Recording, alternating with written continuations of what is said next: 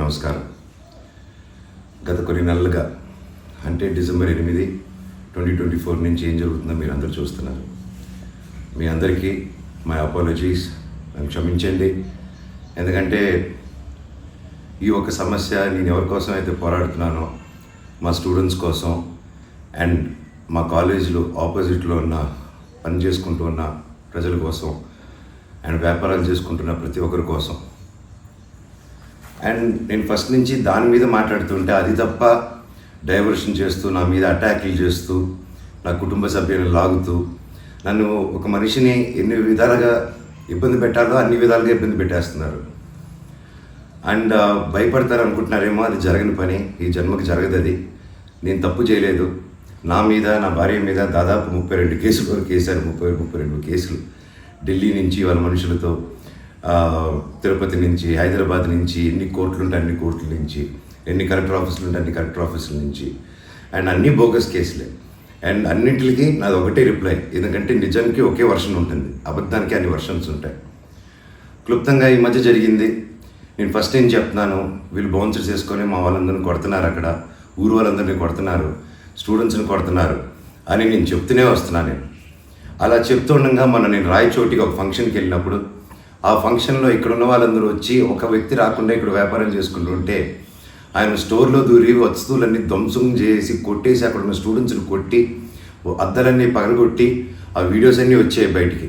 ఇంకా చాలా వీడియోస్ ఉన్నాయి. అన్నీ నేను చంద్రగిరి సిఐ గారికి ప్రతి ఒక్కరికి ట్రాన్స్ఫర్ చేయడం జరిగింది. ఓనర్ ఇంకా కనిపించలేదు, ఆయన ఏమయ్యాడో ఎవరు దీంట్లో ఉన్నారో తెలియదు. కాకపోతే వచ్చి కంప్లైంట్ అది చూసిన వాళ్ళు వచ్చి కంప్లైంట్ ఇస్తున్నా కంప్లైంట్ తీసుకోలేని పరిస్థితి.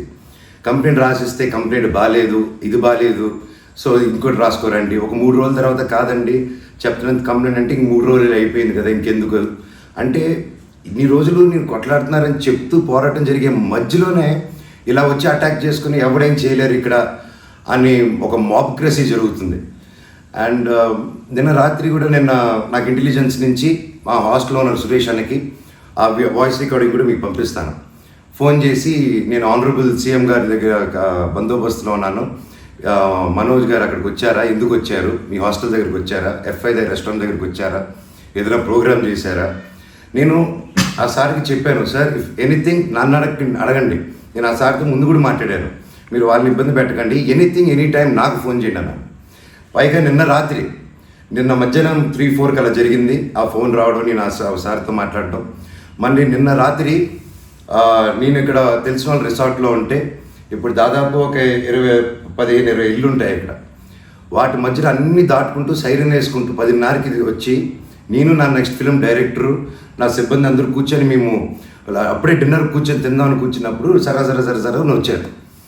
సరే ఏంటని అందరూ కంగారు పడి వెళ్ళారు. ఏంటి సార్ అంటే, మీరంతా ఇక్కడ ఏం చేస్తున్నారు, నేను సీఎం గారి దగ్గర నుంచి వస్తున్నాను, ఆనరబుల్ సీఎం గారి దగ్గర నుంచి వస్తున్నాను, నీ పేరేంటి, ఏ ఊరు, అసలు ఇక్కడ ఎందుకు ఉంటున్నారు మీరు అని రాత్రి 10:30కి ఒక ఎస్ఐ గారు, కానిస్టేబుల్ గారు. అండ్ నేను వెంటనే దిగాను కిందకి. సార్ ఏంటి సార్ సీఎం గారు దగ్గర నుంచి వచ్చారని చెప్తున్నారు, what did we do mistake sir, ఒకసారి నాకు చెప్పండి ఎవరు అప్రోచ్ అయ్యారో, నేను వచ్చి కలుస్తాను సార్ అని చెప్పాను. లేదు సీఎం గారు లేదు, నేను ఆయన బందోబస్తు ఫినిష్ చేసుకుని వచ్చాను అని చెప్పి ఆయన మాట మార్చారు. ఓకే సార్ అంటే మేము దాదాపు ఒక 10-15 మంది ఉన్నామండి ఇక్కడ రిసార్ట్లో, ఒక 3 ఇళ్ళు తీసుకుని ఉన్నాము. అండ్ అందరూ చూస్తున్నారు, అన్ని రికార్డింగ్స్ అన్నీ చేస్తున్నాం మేము జరిగిందంతా. లేదు సార్ ఇలా అన్అఫీషియల్గా కాదు సార్, స్టేషన్కి వెళ్దాము, అక్కడైతే రికార్డింగ్ ఉంటుంది, డైరెక్ట్ డీజీపీ గారి ఆఫీస్కి ఉంటుంది, let's do that recording there sir అని చెప్పి మీ కారు వద్దండి స్టేషన్కి వెళ్ళి నాకు ఒకటే చెప్పండి, ఆనరబుల్ సీఎం గారి పేరు ఎందుకు తీశారు మీరు, అండ్ మా వాళ్ళని ఎందుకు ఇంటిమిడేట్ చేస్తున్నారు, అక్కడ షాప్ ఇరిగిపోయి అదంతా చేసి నేను కంప్లైంట్ చేస్తుంటే వాళ్ళని ఏం చేయట్లేదు, అది అడిగిన వాడిని మాత్రం ఇలా వచ్చి టార్చర్ చేస్తున్నారు. భయానికంటే ప్రేమ గొప్పదండి, అది నేను నమ్ముతాను. అండ్ నేను మళ్ళీ చెప్తాను, జరిగింది ఇది. అండ్ నేను అక్కడికి వెళ్ళిన తర్వాత పోలీస్ స్టేషన్కి నేను నా కారులో ఎక్కి స్టేషన్కి వెళ్ళాను. వెనకెళ్ళి ఎస్ఐ గారు వస్తున్నారు. స్టేషన్ లోపల ఆగి వెళ్ళిన తర్వాత ఎస్ఐ గారు 500 మీటర్ల దూరంలో ఆగారు. ఆగిన తర్వాత మా వాళ్ళు వెళ్ళి సార్ వెయిట్ చేస్తున్నారు, 2 ఎందుకు వస్తానని కారు తీసి ఆయన వెళ్ళిపోయాడు, ఆయన కానిస్టేబుల్ గారు. నేను లోపలికి వెళ్ళి హెడ్ గారు ఉన్నారు, ఇంకో కానిస్టేబుల్ గారు ఉన్నారు.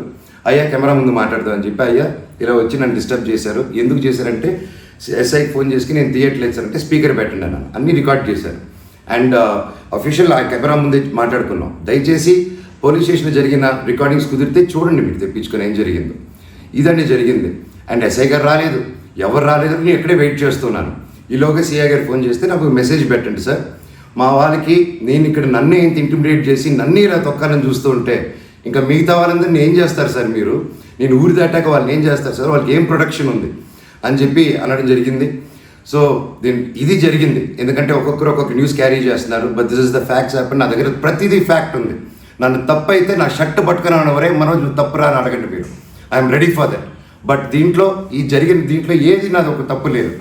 అండ్ ఈరోజు కూడా I'm going to meet SP గారు ఈరోజు 5 గంటలకి.